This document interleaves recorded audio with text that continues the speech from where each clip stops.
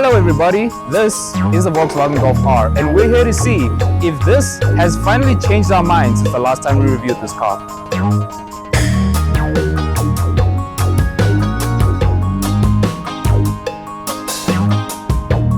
Now that we're back with the Golf R after about a year or so, what do we think since the last time we were with this car? Now before we get into everything about what's changed in our minds, maybe in our hearts, I think it's best if you pause the video for about 5 seconds, go get some popcorn, sit down for this, because we have to go through a list of the amount of cars that you can get for this car right here. So I hope you've done what I've said, because I have to really whip this out right now.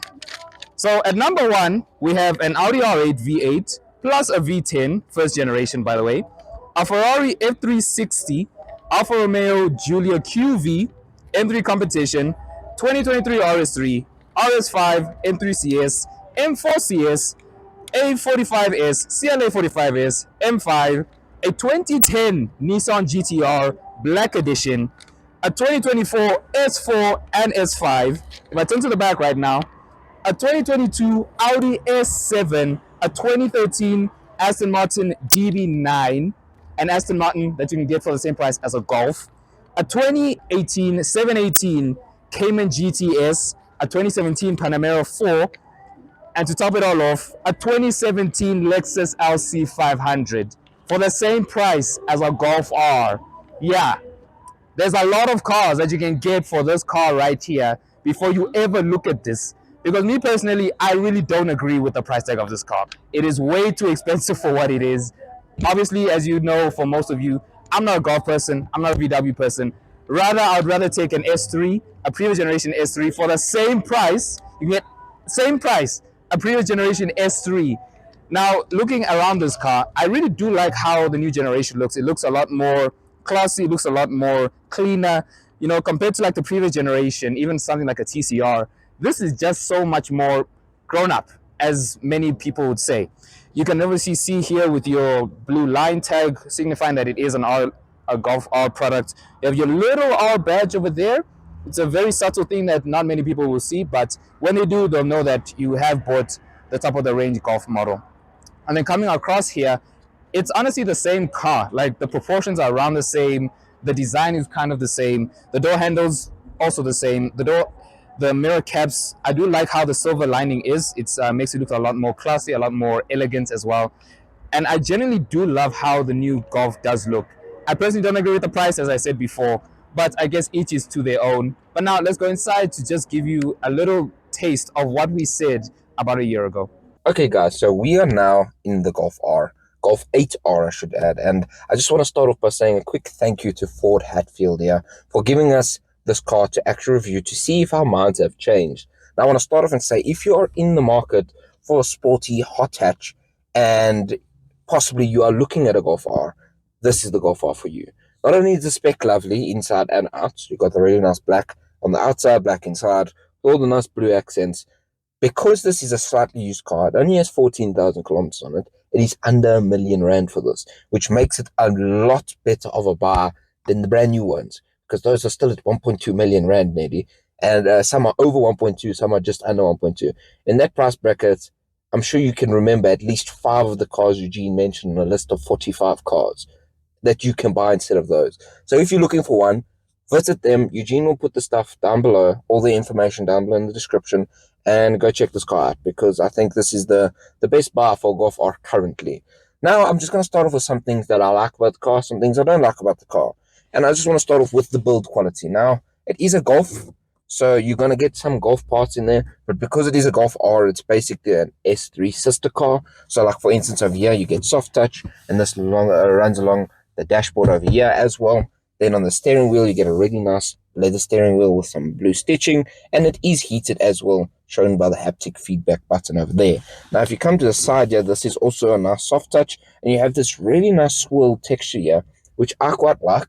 Being a watch fanatic as well, if you look on really high-end watches on the back of their movements, the Swiss use a special swirl technique, Swiss swirls basically, if you want to call it that, and this has a very similar look to that in the pattern, which makes it give a little bit more character to the car.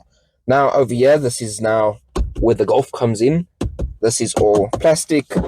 And so is this. This is very common in the VW group now. So you just have this cheaper plastic running along the sides down. Now you do have automatic seats in the front here, and you can set them 1, 2, 3. If I'm not mistaken, I think Eugene's seat is manually adjusted. Yes, it is. In a almost a 1 million rand car, Yes, in the brand new Golf R, you're busy. This Golf R does have Manual seats in seats. that, but just take it as weight saving, because that's what it actually is.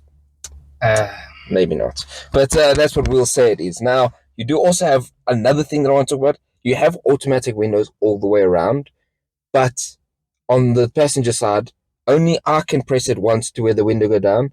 Eugene has to actually press the window and hold it down for the window to go fully down, which is a bit confusing. Now, on the plus side for the Golf, I must say the build quality really isn't too bad. Again, it's on the upper echelon of the Golf or VW platform itself. So if you see, it's got some really nice stitched ventilated leather seats. Now, I must say this material has become very common in like things like Peugeots and Opels. So although it looks really good, it's not something that just stands out anymore, because it's become quite common. Even in the Starlet itself, it had this sort of material. Now, the biggest problem with this car is these haptic feedback buttons on here, where you have to swipe and move your hand about. It's very similar to Ferrari's latest system that they use, and it is just a nuisance to use. I mean, nothing's like, this is how you switch things, and then you have to swipe up, and you can't press buttons. You can press these, but they're just kind of buzz on your finger. You don't know if you've pressed them properly or not. Same with the sunroof. You have to slide it to open and slide it to close, which just leaves fingerprints all over you. The lights are sensitive to your hand, so that's a good plus. You can wave. If you want to switch it off, you can just press the button, switch it off. And then I'm going to let Eugene speak about the infotainment system, because it really isn't great. It's really not great. And I'm glad that the new update is now coming in form of the new 8.5R and the new 8.5 GTI, because this system, as we said even a year ago, it is so laggy. It is such a horrible infotainment system that they used when this car came out. I mean, as you can see, it might not look like it's laggy on the screen, but as you can see, I didn't even press it, and already in the map routes. So you can really see like this car. Yeah, I'm just glad like it's just being updated, and I'm quite excited to see if it lives up in the new one, in form of the new model, to see how they've changed how the whole infotainment system is. I'm going to do a light pull so you guys can feel a little bit of it. And the car just has a really good amount of torque. Now, being the Golf R, you do get 235 kilowatts in this car, and it is a really, really nice DSG gearbox on top of that. And then on top of all of that, you get 380 newton meters of torque in here. So it really does just pull and pull and pull. And I must say the brakes are also really, really nice in this car. I can't lie, the brakes are quite good. Now we are going to go up the hill here. See, you can cruise in this car. Being a hot hatch, it still has the capability of being a calm, nice to drive, daily driving hatchback. And then you accelerate, and it sounds great. It actually does. That Akrapovic exhaust pipe is a really, really, really nice sound. Yeah, when we did the Tiguan-R last year, I did say a lot of the time, why would you really be spending a bit more to get this? And I'm starting to see why. It's a lot more lighter, a lot more nimble, and it just gets up to speed a lot more quickly. But I think I will stick with my statement by saying maybe it is best to get a Tiguan-R, because you are getting the majority of this car in that car. But I will dictate that when I am driving myself. But in the passenger side, it's really nice, it's really comfortable. You hear that engine and that exhaust quite a lot. Like the Akrapovic exhaust pipe in this is just enhancing the whole experience of the whole car. And I must say, guys, that it just drives wonderfully. It actually handles very nicely. Now, probably not as good as something like a Civic Type R, but we know that's a king of the ring. And this isn't far off, actually. This actually is faster than an A45S around the Nürburgring by a couple seconds. And I can actually see that with that really nice torque vectoring rear differential here, that trickery made with Audi and VW together. It actually is a really good drive. The steering is nice. and the car just drives well. So the benefits of this over the Tiguan R is definitely going to be the driving capabilities of the car. So now I'm going to swap over with Eugene so he can have a bit of an experience with the Golf R. Okay, so now it's time for my turn. Let's see how this is to drive. It's a nice smooth, yeah, it's very nice and smooth, and you do hear that engine. Now if I give it a little bit of beans,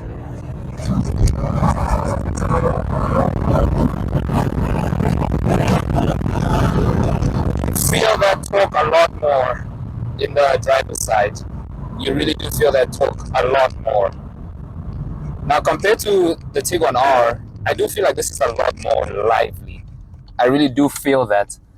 Like in that car, you did feel like, you know, it was being hammed because it is an SUV, well, a compact SUV, so it has to carry a lot of weight with it. But in this,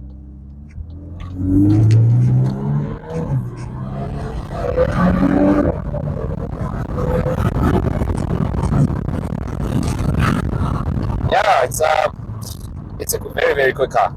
Like it's a very, very quick car. Like don't get it mistaken. Like if you get this, you're gonna be hammed if you don't have like maybe an S3 or an RS3. This is still a very, very quick car for most people. And the nice thing I like to say about a Golf is it's like an NPC car. Like anyone can drive this car. Anyone and their grandma. And on top of all of this, if this performance isn't enough, this is one of the most tuned motors in South Africa and possibly even in the world. These Golf R S3 4-cylinder 2-liter turbos really are now known by almost every single tune on earth. So if you want a bit more power, a stage one, you don't even need an exhaust. The Kropovich exhaust is just that good. It's really all you do need. Now the car does drive very comfortably actually, and the actual seats are superbly comfortable. The thing feels really well put together, and that's the one thing we never doubted about the Golf was just its build quality. It's solid.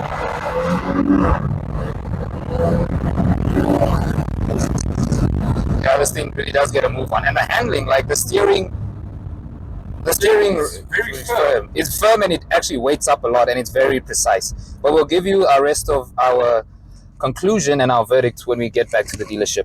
Okay guys, so what is our final verdict on the Golf R? Well, for starters, it is a stunning car. I mean, just look at it. It has such a good presence to it. A lot better than the previous generations, I have to say. And it does drive really nicely. The biggest thing about it is when you're vibing to Amapiano inside your black Golf R with an Akrapovic exhaust behind you, it is just nothing really like that. You do really feel purely South African hot hatchy, like if that's even a term I can use. But overall, the final verdict is, even though the car is great, and I do have to say it is a good car, there's nothing wrong with it. It's built well, it's comfortable, it's got a whole bunch of clever tech inside, lane keep assist and all of those things, parking assist, all of those nice goodies, and a really nice engine, very tunable looks wise. The biggest problem is price. At that 1.1, 1.2 million rand market and range, there is just too many cars. I want you guys to go on Auto Trader. Like, go now. We're waiting for you. Go on Auto Trader now. Put in the price bracket, maximum price of 1.250 and minimum price of 950,000, and just select the body types of cars that you'd be looking at. And there's probably over 450 options. Now, 90 of them are going to be Golf R's in there, unless you don't choose hatchbacks. But there's going to be 400-500 options of cars you can have for the car. But overall, especially at this price that they're offering it at Ford Hatfield, for that 900,000 rand marker, it's a great car at that price. Now that we're at the end of this wonderful review, what do we think about the Golf R? Well, Mateo already alluded to this. It's a great car. I mean, what you're getting for it, the power, the performance, it really is a great car. But for the price, there's just a lot more cars that you can get for the same price tag when this was brand new, because there is an updated model coming in the next couple months. But as a car and this price tag, when it's been used after about a year or two, it really is a good package. Now, again, something like a Civic Type R, I think personally I'd rather go for the Civic Type R. It's just a much more crazier car, even though it doesn't look like it. Well, it does have a wing, but as an overall package, I'd rather just go with the Civic Type R, because that is, again, the Nürburgring track holder against this car. Thank you again to Ford Hatfield here in Santon. You're going to give them a follow. Make sure you click the links down below. I put everything there. And as always, make sure you like, comment, and subscribe because there's more of these coming in the future. Bye bye.